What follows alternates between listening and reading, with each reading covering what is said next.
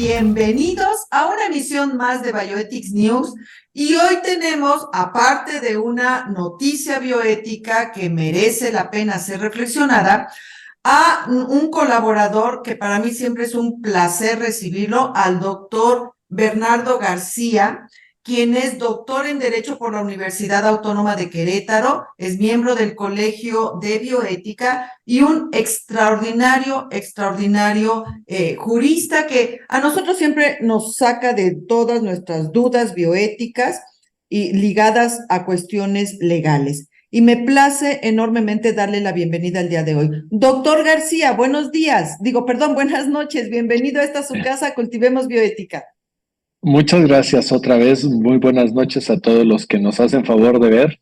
Es siempre un placer ser invitado, estar con ustedes compartiendo acerca de los temas de bioética que creo que tendríamos que estarle dedicando mucho más tiempo y de forma más continua. Tenemos muchas cosas que platicar. Así es, mi querido doctor. Y pues sin más, ¿qué le parece si entramos al tema? Despenalización del aborto en este país maravilloso llamado México, que la Suprema Corte de Justicia emitió esta resolución en septiembre pasado y que ahorita es pues una situación que me parece tenemos que analizar, reflexionar para saber, una, qué esperar de esto y dos, cómo va a impactar en la situación del resguardo y fortalecimiento de los derechos reproductivos de la mujer. Doctor Bernardo, primero me gustaría enfatizar esta cuestión de, aunque ya se ha dicho, pero vale la pena volverlo a enfatizar, despenalización versus legalización del aborto. Doctor Bernardo. Bueno, muchas gracias. Creo que en efecto ese es el meollo de la cuestión.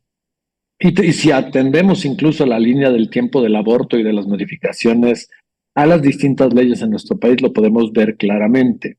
Es decir, si bien en el 2000, en el entonces Distrito Federal, hoy Ciudad de México, se dan las reformas al Código Penal y de procedimientos penales en materia de aborto para no sancionarlo, es hasta 2002 que se resuelve, se declara constitucional, pero se modifica y se autoriza en la Ley de Salud de Distrito Federal de aquel entonces hasta diciembre de 2003, en la llamada Ley Robles, que se permita, ahora sí, que se legalice la práctica del aborto. ¿Dónde está la gran diferencia entre despenalizar y legalizar?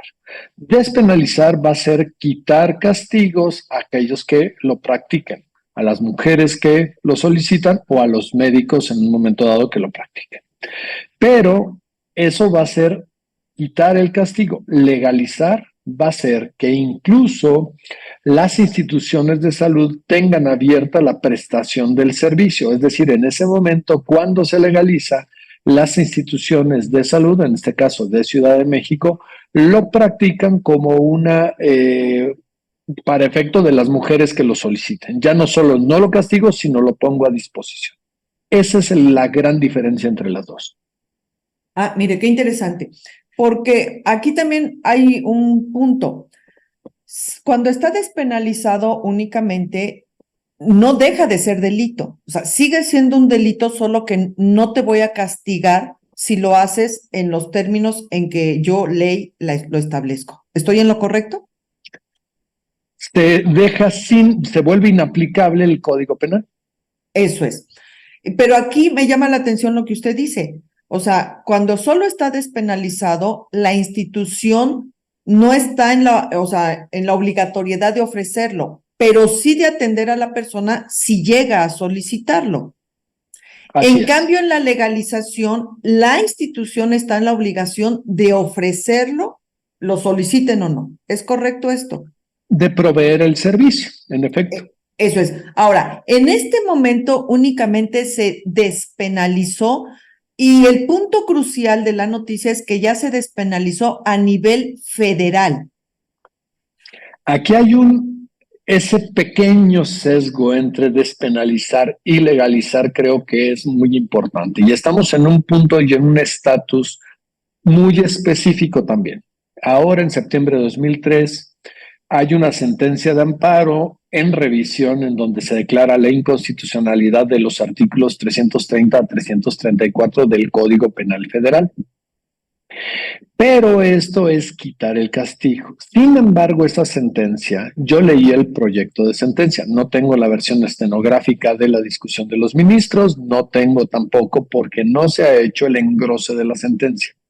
Entonces, todavía no tenemos precisión en los términos en los que fue dictada para los efectos. Tenemos nociones de cómo fue dictada, pero todavía no la exactitud. ¿A qué me refiero con esta exactitud? Bueno, en el proyecto de sentencia se menciona que GIRE, esta organización que se ha dedicado en los últimos 20, 30 años precisamente en temas de aborto en México y a la cual debemos de reconocer que el avance que ha tenido nuestro país en gran medida se lo debemos a ellos, a esta organización, se le reconoce un interés jurídico para solicitar este amparo.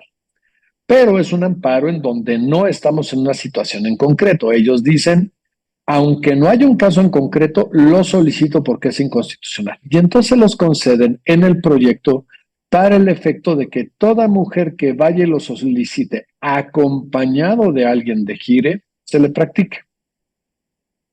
Pero así estaba el proyecto de sentencia. No sabemos cómo quedó, pero el verdadero impacto real de esta inconstitucionalidad del Código Penal es respecto de los servicios de IMSS, de ISSSTE, de Pemex y de Sedena, es decir, de las autoridades federales. Y por eso es una gran diferencia despenalizar que legalizar. Ah, mire. Bueno, es que recordemos que en el sexenio de Calderón, que fue cuando surgió la ley Robles y etcétera, en el sexenio de Calderón, el IMSS, o bueno, no sé si aquí se me desfasaron un poco las fechas, pero yo sí recuerdo que en el sexenio de Calderón, en el IMSS, la institución, que ese es un punto que ahorita también quisiera que discutiéramos, la institución fue la que antepuso la negativa, no quiero usar objeción de conciencia porque creo que es otra cosa, pero la negativa a ofrecer la interrupción del embarazo voluntario en los términos en que la ley lo establecía. Entonces, el IMSS antepuso esta negativa. Entonces, ahorita con este dictamen de la Suprema Corte de Justicia, esa negativa que tenía el IMSS y ahorita todas estas instituciones que mencionó, ¿se revoca o para el caso sigue igual? Por eso estamos esperando si se legalizó o si se despenalizó. Precisamente. Pero también, en efecto, tenemos dos cuestiones que tendríamos que considerar adicionales. Una, hay una norma que es la 046 de la Secretaría de Salubridad y Asistencia 2, que habla de la violencia familiar, sexual y contra las mujeres, que desde 2016 prevé que toda aquella mujer que lo solicite en caso de violación tiene que prestársele el servicio. Entonces, de alguna manera indirecta ya lo tendríamos ahí establecido. Y también tenemos que recordar otra condición. Siendo la mujer menor de edad, automáticamente se considera violación. Porque aunque haya ella dado su consentimiento, este no es legal porque se le considera incapaz en términos de los códigos civiles, tanto el federal como todos los estados, para dar un consentimiento sin que esté viciado. Entonces, dentro de su personalidad, cualquier menor de edad se encuentra en estos supuestos. Ahora, sí tenemos que tocar un poquito lo de objeción de conciencia, porque tendríamos que tocarlo en dos sentidos. Creo que en efecto vamos a encontrar objetores de conciencia. Podemos encontrar personas que lo establezcan. Y esta también se convierte en una diferencia entre despenalización con legalización. Si hay una despenalización, irán a un servicio, lo solicitarán y tendrán que encontrar en el servicio quien lo preste. Si hay una legalización, se tendrá que establecer este listado que se había solicitado y que también provocó, también en septiembre, pero del 2021, que se invalidara el artículo 10 bis de la Ley General de Salud porque se consideró inconstitucional en términos de objeción de conciencia. Entonces, estamos en un ínter en donde si ahorita se legalizara y no tenemos objeción de conciencia, vamos a tener, creo yo, conflictos en la aplicación. Si ahorita se despenalizó y estamos esperando que se dé la reforma adecuada a la objeción de conciencia, son los pasos que se tendrían que seguir para llegar a un buen punto y a un buen puerto con esta medida. Mientras, porque aquí tenemos, aquí tenemos tres aristas que hay que puntualizar. Por un lado está lo legal, que usted nos los está ilustrando magníficamente. Por el otro está la cuestión médica y por el otro está la cuestión social. Es decir, en este momento hay mujeres que por diversas razones solicitan la interrupción voluntaria del embarazo. Sea o no que haya un agravante como es la violación o como es el ser menor de edad. Pero, a su vez, tenemos una serie un cierto porcentaje, ni calculado, ni medido, ni investigado, de objetores en el gremio médico. O sea, objetoras y objetores. Dicen, no, yo no voy a practicar interrupciones voluntarias del embarazo. Y por el otro tenemos lo legal, donde la objeción de conciencia, estrictamente hablando, todavía no está reformada ni definida en qué términos se va a dar con respecto a la interrupción voluntaria del embarazo. O sea, esta digamos, premisa legal general, así de, ¿cómo dice? Podrá negarse a participar en cualquier procedimiento médico, o sea, que es una generalidad o sea, enorme, que abarca el todo y al mismo tiempo el nada, porque pues puedo presentar objeción de conciencia para canalizar a un paciente, finalmente es una intervención médica. Entonces, falta ese ajuste, esa reforma, y yo recuerdo que en aquellos ayeres cuando surgió, también en la Ciudad de México, en ese entonces Distrito Federal, se presentó una situación también de inconstitucionalidad de este artículo de objeción de conciencia en la Ciudad de México. No sé si siga ahí sin resolverse o siga vigente esta situación, pero el punto es que la objeción de conciencia tampoco todavía no está bien definida y sin embargo la necesidad ya está. O sea, en términos sobre todo de violación y menores de edad.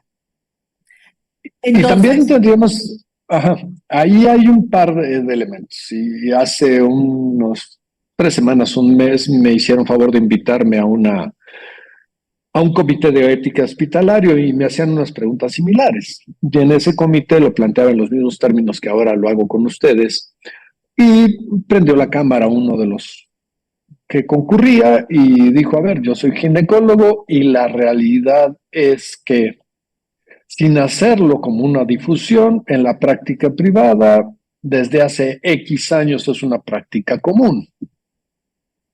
Simplemente no se hace mucha mención, obviamente, como esa solicitud de una persona y hay una práctica, ni modo que se le denunciase, ¿no? Porque sería, y ese era el tema de los códigos penales, sancionaba a quien se le practicaba y a quien lo practicaba. Es correcto. Lo que está quedando penado es aquella persona que lo practique sin consentimiento de la otra persona. Claro. ¿Sí?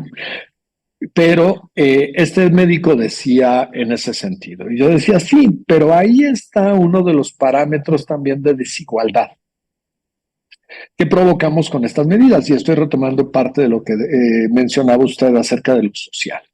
Es decir, pareciera que en la práctica privada es tan sencillo como buscar aquel médico particular que lo practique. Pero no todo el mundo tiene acceso a una medicina particular o a un hospital privado. En las estadísticas a nivel nacional, cerca de, lo acabamos de ver ahora con el paquete presupuestal, vamos a tener más del 50% de la población del país en IMSS Bienestar, que es el sistema abierto, que era el de los hospitales locales. Tenemos un 30 y tantos a 40% en el IMSS a secas, es decir, como derechohabiencia, más los del ISSSTE, más los de SEDENA, más los de Pemex. y tenemos un 2 o 3% en medicina privada. Entonces tenemos 2 o 3% de accesibilidad, por así llamarlo, contra un 98% que no lo tiene. Y ahí hay un grave problema. A mí me tocó ya también hace algunos ayeres, y estoy hablando probablemente hace de 15 años, en donde conocía yo de expedientes penales, no eran casos míos, sino vi las copias en donde se acusaba a las mujeres por aborto, porque llegaban a los hospitales públicos y se detectaba que habían usado un método para abortar a través de pastillas y demás. Y eran los propios médicos los que estaban obligados a denunciar, porque de lo contrario, ellos se les consideraba que eran también cómplices de lo mismo. Y entonces todo cambiaba al momento de que el médico iba al juzgado y sostenía la declaración, o el médico decía, ya venía en proceso. Es decir, también ahí la interrupción del embarazo voluntaria o espontánea, ahí había desde ese entonces mucho que dependía de un sistema en la práctica y en la aplicación. Entonces tenemos que ser muy cautos, sobre todo ante la claridad de la noticia del impacto que va a tener. Esto sí abre una puerta de la despenalización que va a dar certeza a aquellos médicos que no la tenían o que consideraban, hasta a veces por el simple tema de qué van a decir de mí, si era legal o no legal, si yo hago algo ilícito o no. Y también para muchos médicos va a ser considerado como algo, bueno, entonces si antes decía que no por una postura, vamos a decirlo así, o por tener una posición pública, a lo mejor ahorita simplemente no objeto y lo voy a estar practicando a solicitud. Yo creo que ahí va mucho también una diferencia. Ahora sí que en estos tiempos contemporáneos es más rápido lo social que lo legal y lo ético. Y ese es un problemón que nos pone a nosotros ya estando en la trinchera con un usuario solicitando determinado servicio. Entonces, en este momento, la noticia ya corrió y ya se instaló como si fuera resuelto todo, como si todo estuviera resuelto, y ya se estableció que está despenalizado a nivel federal. Aunque todavía a nivel legal, o sea, estén pendientes, y a nivel médico, bueno, están todos los pendientes del mundo. Pero aquí el problema es que Gire lo toma ya como un estandarte, como una bandera. Ahorita se establece ya en una noción social general que está despenalizado, y el punto es cuando los dos actores están frente a frente en una situación de solicitud y de obligatoriedad de servicio. Es decir, cuando una paciente, por la razón que sea, quiere interrumpir su embarazo y el médico o la ginecóloga o el ginecólogo que está frente a frente con una obligatoriedad de servicio. Entonces, ahí es donde, pues, este tipo de análisis y sobre todo el conocimiento que usted tiene, es donde se torna útil, porque en este tenor, las únicas causales que ahorita exentan al médico al 100% es violación, menores de edad, que la vida de la madre esté en peligro, o que el feto traiga muchas malformaciones congénitas que le van a impedir la sobrevida en caso de que el embarazo llegue a término, o alguna otra circunstancia que sea de un amplio riesgo para la mujer. Pero el que nos pone en jaque es la solicitud voluntaria sin ninguna de estas causales. Entonces, en este momento, esa interrupción voluntaria del embarazo, por todos estos pendientes que todavía tiene la ley, la institución social, o sea, de razón social, ¿está o no está obligada a atender a esa usuaria? Porque desde que empezó todo este asunto, está esta leyenda o esta ley que ya ni sé si está escrita o no está escrita, de que la persona, es decir, el médico puede anteponer objeción de conciencia, pero no la institución. Y ahí, bueno, pues sí, pero yo soy parte de la institución. Aquí hay muchas aristas. La primera, se cambió el término, por ejemplo, de violación, porque antes se exigía que se comprobara y hoy no. Sí. Es decir, ese es un gran cambio, porque antes decía, estás diciendo que es violación, tráeme el acta de que tú estás denunciando la violación. Hoy llega y lo dice frente al médico y el médico no puede cuestionar los términos o los parámetros legales de esa violación. Simplemente puede llegar a la mujer, decir es sin mi consentimiento y ya ahí está esta obligatoriedad a partir de la norma oficial que referíamos. Pero también hay un par de temas que tendríamos que distinguir. Y tienen sus matices, vamos a decir. Cuando yo voy a medicina privada, el acto médico es un contrato en donde yo solicito un servicio y el médico acepta prestar. Así. Y el médico, al igual que yo puedo ir con un médico y dejar de ir con él o escoger a otro o cambiarlo, el médico también me puede decir, eso no lo hago. En la medicina privada, vamos a decir, como acto contractual, no hay ningún problema. El tema es si es un acto contractual en la medicina pública. Y en la medicina pública, la prestación de un servicio es el cumplimiento de un derecho humano a la salud. Y entonces cambia y por eso la institución pública no puede negarse a prestar un servicio cuando está obligado a brindarlo. Esa también se convierte en este matiz tan importante de si se despenaliza o si se legaliza. Si se despenaliza, simplemente se podrá encontrar que se atienda a la mujer que viene, que ya inició este proceso y se le atienda sin ninguna consecuencia, o también habrá casos de las mujeres que lo soliciten por estos casos de violación, que los médicos estén ciertos de que nadie los va a acusar por ello y de que nadie los va a sancionar por ello, a diferencia de que alguien llegue nada más a solicitarlo como si estuviera legalizado y tenga que estar proveído el servicio. Y entonces, hoy, aunque no esté regulada la objeción de conciencia, el tema es que se tiene que derivar al paciente. En todos los casos de objeción de conciencia, aun cuando esté legalizado, el tema es que si yo no, se tiene que proveer de quien sí. Si alguien no quiere, es porque se abre la opción para que alguien sí lo quiera hacer.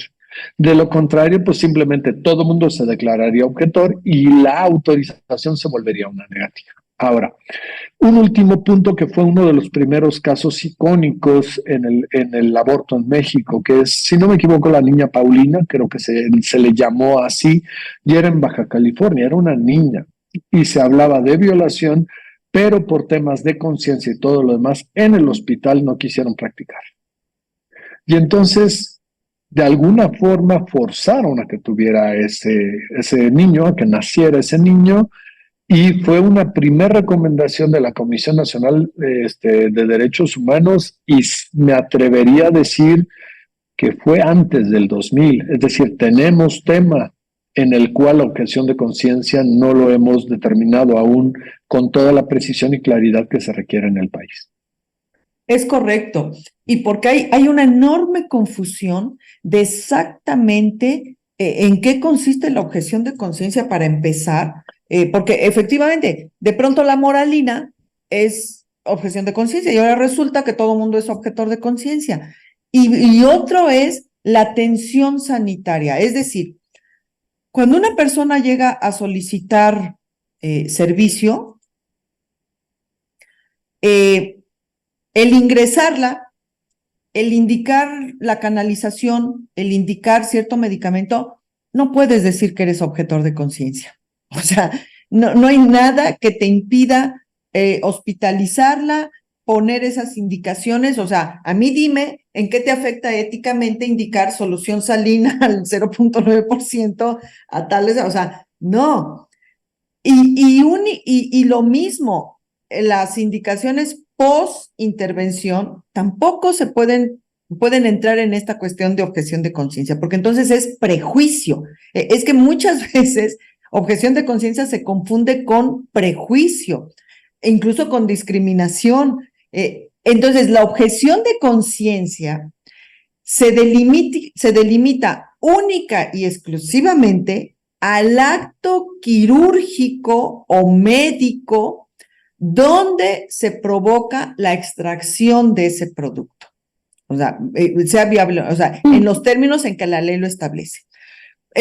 Solo ahí, o sea, solo en ese momento, todo lo que está alrededor de ese momento no puede entrar en este concepto de objeción de conciencia. O sea, el acto médico estudiando las leyes. Sí, adelante, doctor. Estudiando las leyes de las entidades federativas relacionadas con la voluntad anticipada, me encontraba varios estados que la pusieron, ¿no? Hay que hablar de objeción de conciencia. Perdón, yo en cuidados paliativos sigo sin encontrar de qué forma un médico, porque ya estamos hablando de cuidados, no de curación, podría objetar conciencia. Sin embargo, en las leyes lo pusimos como si fuera esta opción. Para mí hay una claridad que también suele prestarse a confusión. Normalmente pensamos que la objeción de conciencia solo se da por motivos religiosos y no es así. Hay objeción de conciencia que puede ser ética. Podría haber objeción de conciencia de un médico cirujano plástico a realizar determinados procedimientos. Eso sería objeción de conciencia diciendo, a ver, aunque la paciente me pida determinada cosa, ya vi que es contrario a su salud y aunque me lo pida, yo no lo hago. Eso es una objeción de conciencia ética, no necesariamente por un motivo religioso o de creencias. Puede haber incluso en muchas carreras distintos tipos de objeciones de conciencia. No es un acto exclusivo de los médicos. Desde que un artista dice, en mi práctica no hago esto porque esto. Desde que un abogado dice, no tomo asuntos de esta índole. Desde que un abogado dice, a ver, si mi cliente llega y me pide que niegue o que oculte una pensión alimenticia, no lo tomo. Eso es un tipo de objeción de conciencia. Entonces, exacto, tendríamos que delimitar lo que no es exclusivamente religioso. Para empezar, y creo que ahí está el meollo del asunto, que entender que objeción de conciencia no es igual a religión, porque si no, ahora resulta que todos somos católicos, apostólicos y puristas, o sea, y cuando no es verdad tampoco. Entonces, hay que tener mucho cuidado con esa línea. Y efectivamente nos falta mucho conocimiento sobre qué cosa es objeción de conciencia, qué líneas hay que cuidar cuando uno de verdad quiere anteponer objeción de conciencia, porque puede uno estar cayendo incluso en negligencia, pensando que está uno a salvo legalmente por poner objeción de conciencia. Usted mencionó un caso icónico.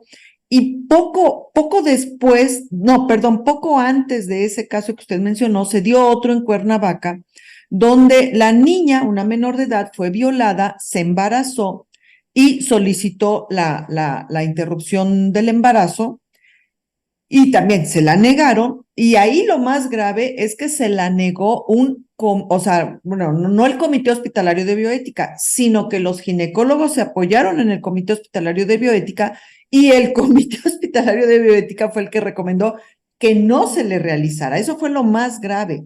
Cuando ya, obvio, la niña Ijire, que apoyó a esta niña, demandaron, etcétera, etcétera, y llegan ante el juez, sale a relucir que el director de ese hospital dijo, es que antepusieron objeción de conciencia. Por supuesto, el juez, aparte de que dictaminó en contra todo lo habido y por haber, eso no es objeción de conciencia. O sea, es una negligencia brutal. Entonces, ojo con creer que objeción de conciencia es nada más decir yo no, con creer que es por una creencia y con no ver que hay líneas que legalmente implican mucho riesgo al profesional de la salud si se cruzan ante este presupuesto de objeción de conciencia. Atender a la persona, es decir, no realizar el procedimiento en concreto no significa no atender a la persona en el contexto hospitalario. Y también recordar que todavía objeción de conciencia no está todavía reformado, no está bien definido legalmente qué ampara y qué cosa no ampara, y por lo tanto, si yo soy objetor por la razón que sea, debo procurar la atención, aunque el acto médico concreto, en este caso un legrado, lo que sea, yo busque quien lo haga porque a mí sí realmente me afecta. O sea, realmente mi todo se afecta al hacerlo. Puede ser hasta psicológico por ver cómo sale ahí un producto, pero no significa negarle la atención a los pacientes. Y por ejemplo, en una situación extrema donde soy recurso único, vamos a suponer soy el médico en la Sierra Negra, allá en el último reducto de la civilización, y soy personal único, puedo atender a esa persona bajo objeción de conciencia. Es decir, esto va en contra de todo yo, pero por deontología médica, por deber médico, por ética profesional, la tengo que atender. Entonces, debo atenderlo. Exacto, esa es la palabra correcta, debo atenderla, porque va de por medio su vida, su seguridad, lo que ustedes gusten y manden. Entonces, también entra esta posibilidad de atender a los pacientes aún bajo objeción de conciencia. Entonces, creo que ahí vale la pena enfatizar todas estas líneas. Mientras, doctor, a la luz del devenir de este fenómeno, a la luz de cómo las leyes de pronto van un poquito más lentas que lo social y las necesidades sociales con respecto a las mujeres, ¿qué sería lo recomendable con respecto a no correr riesgos legales innecesarios, pero tampoco, o sea, negar atención a gente que simplemente está en una situación, pues, de necesidad, simplemente de necesidad, cualquiera que sea este tipo de necesidad? En su conocimiento y experiencia, ¿qué recomendaría para brindar la atención en términos así como deontológicos, éticos, sin exponerse legalmente, entendiendo que todas estas figuras de despenalización del aborto, de legalización del aborto, de objeción de conciencia, todavía están un poco desdibujadas en el horizonte? Bueno, aquí lo primero que tendríamos que hacer es, y creo que en eso aportamos desde aquí, que es tratar de establecer claridad y distinguir y diferenciar, ¿no? El prepararnos en qué tenemos que hacer. Esa es la primera cuestión. Antes, pareciera que si en un estado no se prestaba el servicio, pues bastaba de viajar a Ciudad de México, pero también el tema de los recursos era otro tema de brecha o de diferenciación. Creo que hoy la prestación de los servicios, y vuelvo a insistir, la diferencia entre la práctica privada y la práctica pública, yo no creo que ningún estado, aunque no lo tenga firme por una sentencia de la Corte, se va a negar a practicarlo porque se va a abrir a que de inmediato el asunto se vuelva un tema y en automático se vaya a la Corte y determinan inconstitucional la sanción.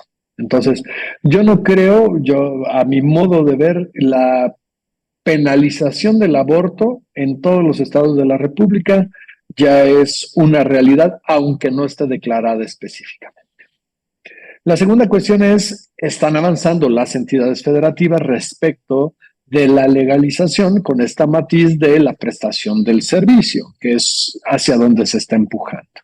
Yo creo que tendríamos que encontrar entonces que para los casos que ya están definidos, violación, solicitud, todo lo demás, se debe de prestar sin necesidad de acreditar ni de comprobar ninguna otra cuestión. Y además de eso, que los médicos tengan claros y estén muy ciertos de que ya no hay sanción. Eso es lo que tenemos que tener claro. Ahora, si el médico decide no por una cuestión de conciencia, debe de asegurarse que haya alguien que diga sí. Ahora, y esto es uno de los grandes rubros y de los grandes matices que tenemos que tener también muy ciertos y muy claros. ¿sí? No está, digamos, a que ya el IMSS esté obligado, pero también está que si se solicita el servicio y lo tendrían que hacer por el área ginecológica, tendrían que encontrar el médico que acceda para también, y lo tengo que decir, no poner en mayor riesgo a la mujer. Es decir, no se vale que la mande a que ella lo inicie en otro lado para que vengan malas condiciones a recaer al hospital. Acaba de decir dos cosas cruciales y me parece que hay que remarcarlas. Una es, ojo biocultores, si alguno de ustedes es objetor, está en la obligatoriedad de buscar quién brinde la atención a la paciente. O sea, ojo con esto. O sea, el ser objetor no significa me deslindo de la responsabilidad porque pueden estar incurriendo en negligencia. Yo, objetor, tengo que ver o buscar quién es no objetor y procure la atención en tiempo y forma a la paciente. Ojo con eso, biocultores. Y la otra, lo que acaba de decir ahorita el doctor Bernardo, no, ahora sí que no meterle corrupción al asunto, o sea, no es así de que como que ve a iniciarlo por allá, o sea, como que hazte algo por allá para que vengas ya sangrando o con un proceso ginecológico y así como que yo puedo fingir que estoy atendiendo algo que ya es como más normal, no sé qué palabra utilizar, Inminente, irremediable y demás, exacto, ¿no? como que ya es lo normal ginecológicamente, o sea, ahí estamos fallando todos, o sea, todos, que una mujer tenga que hacer eso para venir y poder tener atención médica adecuada es una falla del sistema que tarde o temprano todos vamos a pagar las consecuencias.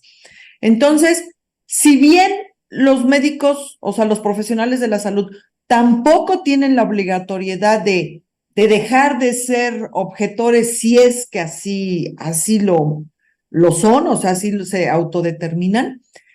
Si bien no es tampoco esa la obligatoriedad, sí entender que estamos en un devenir histórico que nos obliga a abrir la mente, a entender los cambios y a que si en este momento estamos ejerciendo la medicina, entender que esos cambios nos van a alcanzar de una o de otra forma y que así como esos cambios podemos no permitir que nos afecten a tono personal, íntimo, tampoco nuestra rigidez, nuestra resistencia al cambio nos otorga el derecho de afectar al otro. Y creo que ahí es donde entra, pues también estos principios bioéticos de vulnerabilidad, de responsabilidad, de protección mutua.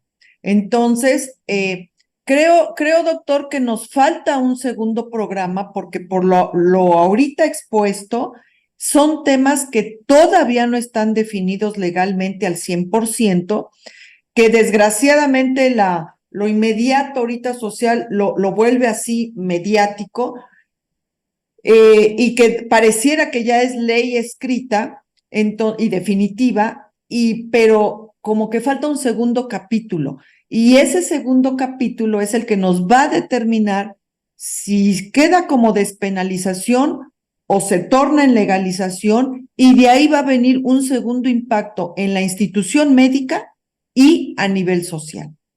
Porque entender que todo esto, todos estos cambios, que ahorita parecen solo noticias y solo un impacto acotado, con el devenir histórico también empiezan a formar cultura y eventualmente se vuelven cultura y entonces ahí es donde entran otras aristas y en especial los de la vigilancia y regularización para evitar precisamente los abusos como ha sucedido con muchas otras cosas.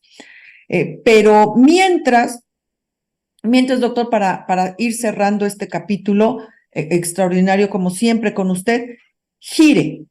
O sea, Gire es una organización que creo que por un lado hay que reconocerle toda esta lucha extraordinaria que ha hecho para la defensa de los derechos reproductivos y la no violencia contra las mujeres, pero también en este momento, este punto que usted, si llegan acompañados de gire, están en la obligatoriedad o sea, dar el servicio.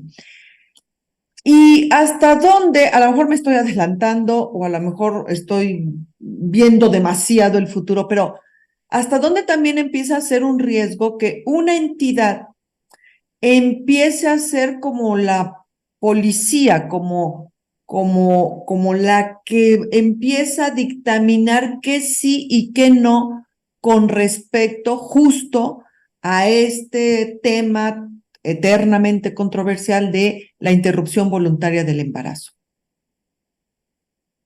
Yo creo que aquí tendríamos que considerar claramente que en efecto el tema del aborto y de la interrupción legal del embarazo, hay por ahí un libro que le llama Guerra de Absolutos, ¿no? Y aquí hablamos de alguna manera de un sistema en los cuales, si bien habrá quien señale y acusa a aquellas mujeres que decidan interrumpir legalmente el embarazo, habrá quien lo vea como un parámetro de su decisión y de su libertad. Entonces no podríamos entrar en estos absolutos, incluso de prejuicio, ¿no? Ahora, respecto de Gire, yo creo y que tenemos que reconocer toda esta labor que ellas han estado haciendo en este sentido y también empujando, y creo que por esa conciencia social y este manejo esperamos la resolución, porque yo creo que el matiz que viene es precisamente eliminar el que tengan que ir con Gire. Yo creo que por ahí va a ir mucho el asunto, porque también tendríamos que esperar a saber cómo se va a acreditar o cómo se va a saber y con qué documento, y lo volveríamos complicado. Entonces yo creo que no va a ser bajo esta condicionante como se esté estableciendo. Yo creo que por ahí viene mucho el sentido de la resolución y que en el engroso nos va a decir, ¿no? ¿Cuál es ese cambio entre el proyecto que se hizo y cómo queda y los efectos? Por eso es importante esperarlo. Sí, y porque imagínense una persona en la sierra que Gire logre, o sea, Gire también necesitaría unos recursos brutales para poder cubrir a todo el país, para poder atender todas las demandas que surgieran en los distintos lugares, sobre todo los remotos. Pero mientras, yo creo que por mucho vale un reconocimiento para Gire por este logro, que me parece es un avance en esta lucha por la protección y el respeto de los derechos reproductivos de la mujer. Ojo, es derechos reproductivos de la mujer. En este marco de derechos, uno de ellos es poder interrumpir voluntariamente el embarazo en los términos que la ley ya estableció, lo de las 12 semanas, etcétera. Doctor Bernardo, como siempre, un verdadero placer tenerlo. Por favor, acépteme ya una nueva invitación en términos de esperar a que camine la noticia, ver el segundo capítulo y cuando este suceda, que pues no sabemos cuándo va a suceder, pero eventualmente sucederá, poderlo invitar nuevamente para que veamos cómo quedó y poder reflexionar la noticia en base a pues el dictamen. Realmente ahorita sería elucubrativo emitir nociones sobre ambas cosas. Creo que primero hay que ver cómo queda el dictamen, bajo qué parámetros, qué premisas, y de ahí desencadenar la subsiguiente reflexión. Mientras, queridos biocultores, lo ya platicado, no mezclar intereses, no confundir el contenido de cada término, cada concepto, y entender que la necesidad está ya ahí y que apelar al sentido ético, profesional que el gremio médico ha tenido desde sus inicios para ofrecer la mejor solución posible a cada situación que se presente en lo que la ley camina. Doctor, un último mensaje para despedirnos, por favor. Agradecerle la invitación y agradecer a todos aquellos que nos escucharon, nos vieron y estar pendientes de todas las noticias y todo el desarrollo de la bioética, tanto a nivel nacional como internacional. Yo creo que colaboramos y sobre todo verla en un sentido aplicado y no solo quedarnos por ahí en lo teórico y solamente en una perspectiva. Habría que tratar de ampliar horizontes siempre. Así es. Biocultores, muchísimas gracias por habernos acompañado. Esto fue Bioethics News. Y recuerden, por el bienestar de todos, cultivemos bioética. Nos vemos hasta la siguiente. Gracias, doctor Bernardo. Buenas noches. Hasta Gracias. luego.